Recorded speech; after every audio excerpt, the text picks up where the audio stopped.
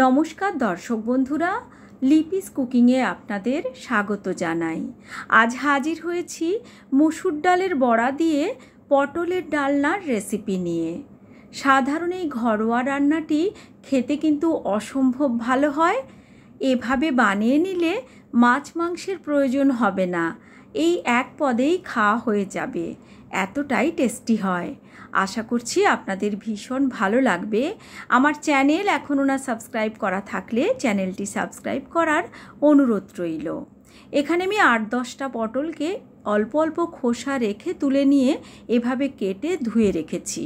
এছাড়াও মাঝারি সাইজের একটি আলুকেও ডুমো ডুমো করে কেটে ধুয়ে নিয়েছি। হাফ কাপ মসুর ডাল ভালো করে ধুয়ে ভিজিয়ে নিয়েছি। মসুর ডাল ভালো করে ভিজে গেছে।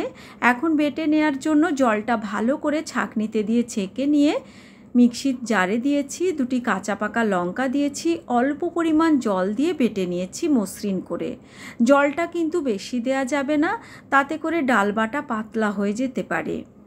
এবার এর মধ্যে মিশিয়ে নিচ্ছি পরিমাণ মতো লবণ, অল্প একটু নিচ্ছি কালো জিরে, আর দিচ্ছি অল্প হলুদের গুঁড়ো। লাল লঙ্কার গুঁড়ো আর দিলাম না, যেহেতু লঙ্কা আমি ডালের সঙ্গে একসঙ্গে বেটে নিয়েছি। এবার একটু সময় নিয়ে প্রায় 3-4 মিনিট সময় নিয়ে ভালো করে ডালকে ফেটিয়ে নিতে হবে। ডাল যত ভালো করে ফেটানো হবে বড়াগুলো কিন্তু ততটাই সুন্দর স্পঞ্জি আর ফ্লাপি তৈরি হবে। এবার কড়াই গরম করে সর্ষের তেল গরম হলে এখানে বড়াগুলো ছোট ছোট করে ছেড়ে দিচ্ছি।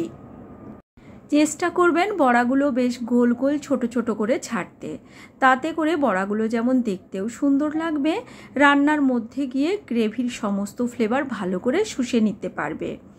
তো দেখুন, বেশ সুন্দর একটা হালকা লালচে রং ধরিয়ে বড়াগুলো ভেজে তুলে নিচ্ছি। এভাবেই বেশ কয়েকটা ব্যাচে সমস্ত বড়াগুলো আমি ভেজে নিচ্ছি। বড়াকে কিন্তু খুব বেশি লালচে রং ধরিয়ে বা কড়া করে ভাজবার প্রয়োজন নেই, যেহেতু এগুলো গ্রেভির মধ্যে আবার রান্না হবে। দেখুন, একটা কেটে দেখাচ্ছি কতটা সুন্দর স্পঞ্জি আর ফ্ল্যাপি তৈরি হয়েছে। এবার ওই তেলের মধ্যে দিয়ে দিলাম কেটে রাখা পটল আর আলু।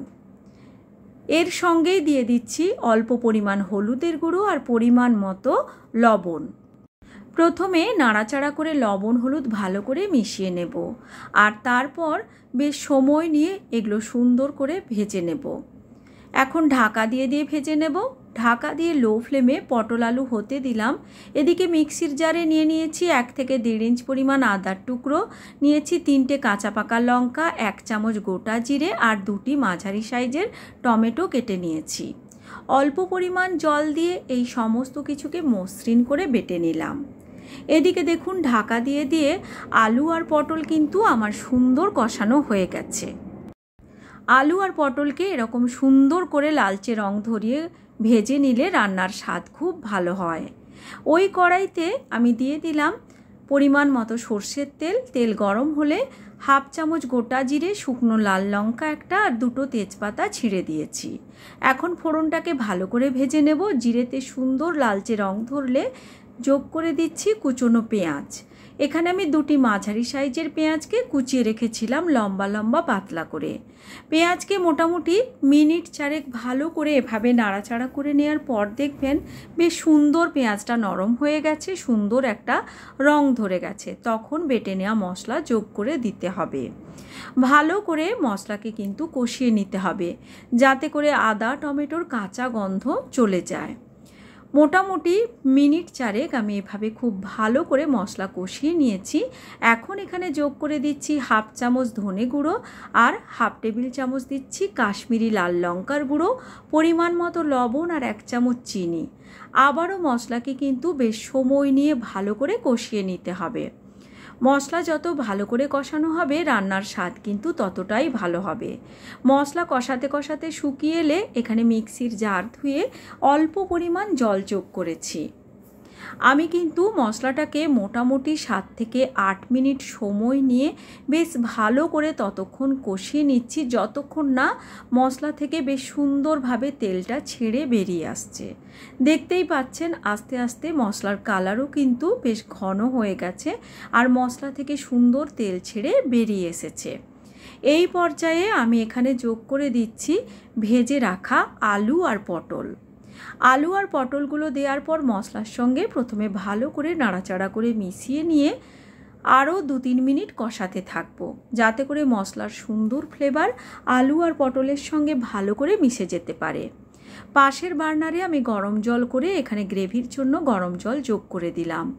জলটা একটু বেশি পরিমাণেই দিতে হবে, যেহেতু বড়া আর আলু খুব বেশি ঝোল টেনে নেয়। এবার তেজপাতাগুলো ফেলে দিলাম। হাই ফ্লেমে এটা এখন হতে দেব।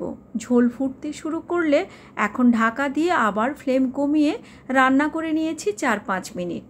আর তাতে করে দেখুন গ্রেভিটাও ঘন হয়ে গেছে আর আলু পটল সুন্দর সুসেদ্ধ হয়ে এসেছে। এখন আমি এখানে দিয়ে দিলাম ভেজে রাখা বড়া, দিয়ে ভালো করে নাড়াচাড়া করে মিশিয়ে নিলাম।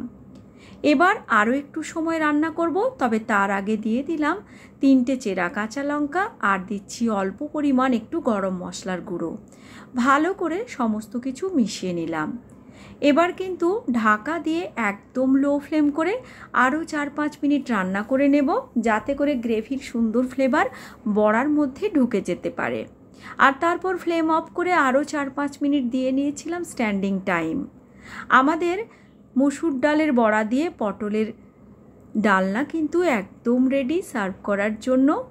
আশা করছি আপনাদের ভালো লেগেছে। ভালো লাগলে লাইক, শেয়ার ও কমেন্ট করার অনুরোধ রইল। আজকের মতো এই পর্যন্তই। Thanks for watching.